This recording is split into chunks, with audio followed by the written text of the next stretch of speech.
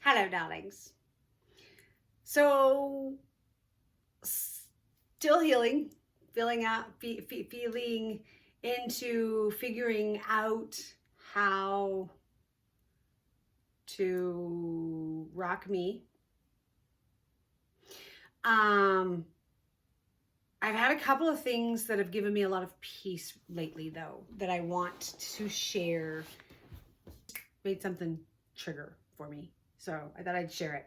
First of all, I saw a TikTok on love versus attachment. If you're got this message from a lady that said, what if you're in the middle of a breakup and your soul does not want to let go of the other person, but you really don't have any choice because they don't want to be with you? You're having a really hard time letting go. I was once in a similar situation with a breakup that I had from a man that I really thought I loved. When we broke up, I could not get out of bed for like 3 weeks. I was devastated. But here is what I have learned. There's a big difference between love and attachment. Love allows people to come and go freely. Love is when you choose to nurture the soul of another person because of who they are. When you love someone, your main goal is that you just want them to be happy.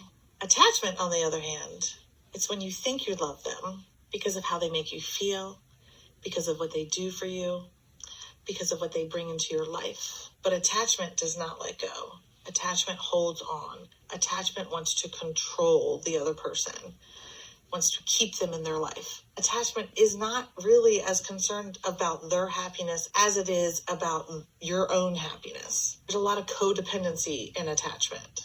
I can't be happy unless you're in my life making me happy. When you're in love, you know that you can be happy even if they're not in your life because you also love yourself. When you're attached and they remove themselves from your life, an addiction has been broken, basically.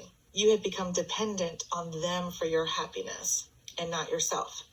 That was a really fucking hard lesson for me to learn because that put the responsibility of my happiness in my hands. And I didn't want that to happen.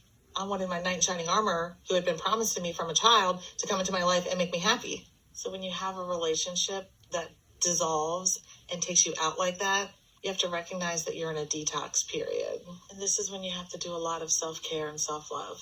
So every moment that you think, oh my God, I wish he was here with me doing this for me, go do that shit for yourself. This explanation helped me understand that my codependency issues had not been resolved.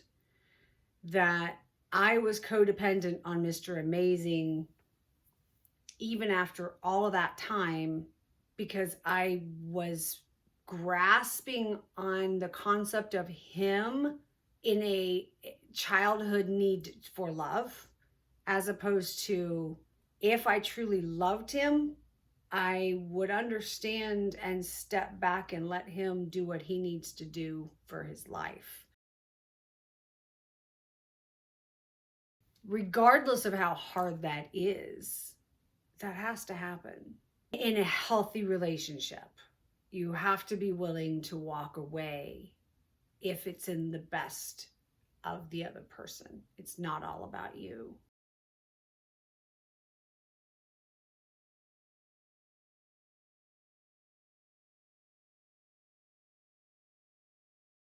I'm going to rock this life with or without him, right? So that transferring, that transmuting the energy that I kept putting out, that energy of why don't you love me? Why did you ghost me? Why? And just transmuting that into do what you need to do because I love you and I'll let you go to do what you need to do. You need to take care of you. Go ahead. Go do your thing. That brought me a ton of fucking peace. Truly.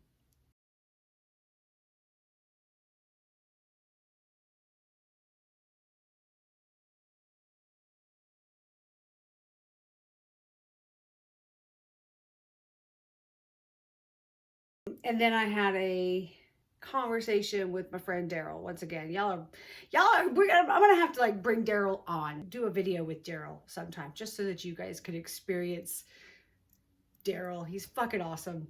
Anyway, had Daryl over for dinner. He had an epiphany on my behalf. And I feel like I need to come up with a better word for this, but this was the word he used. And he's not pointing any fingers at anyone because he was calling himself this name first. What he said was, the reason that you got ghosted is that Mr. Amazing is like me. He's a simp.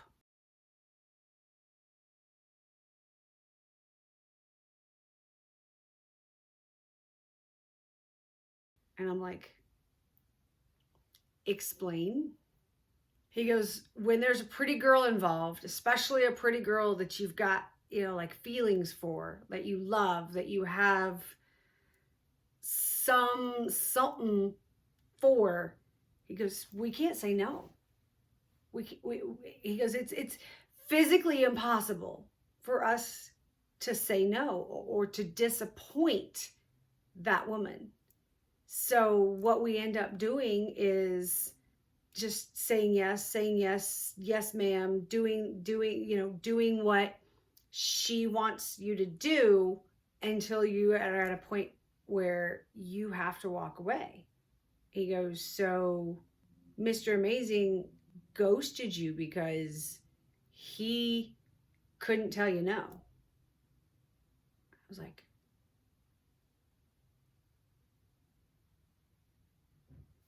and then looking back, thinking back through it,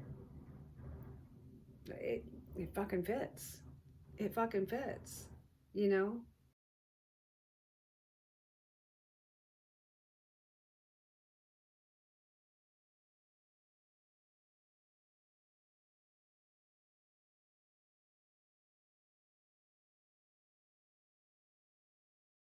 He also added, and this was one of those where it kind of was a little punch in the gut, but at the same time, one of my flow moments where this is something that would have triggered me once upon a time ago, but I felt the energy of it and I just like let it go, just let it flow and let it go away.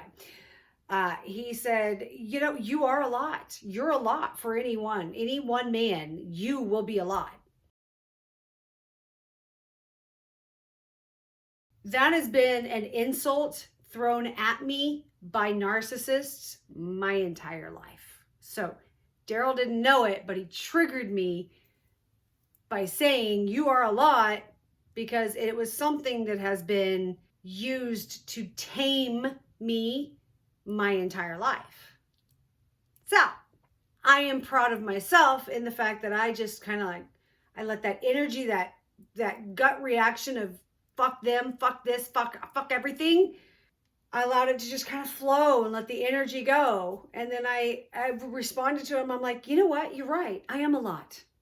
It's going to take an amazing fucking man to be able to come to the table for me. Abso-fucking-lutely. I am a lot. And I'm not dumbing myself down. I'm not dimming my light.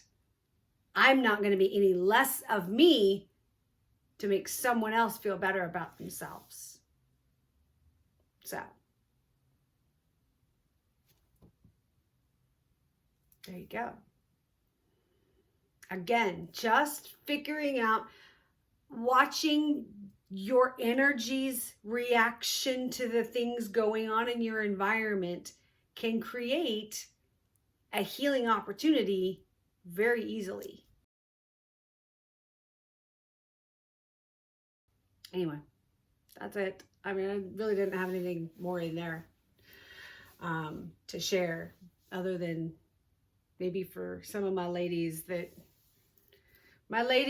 one, have been ghosted, and two, you're a lot.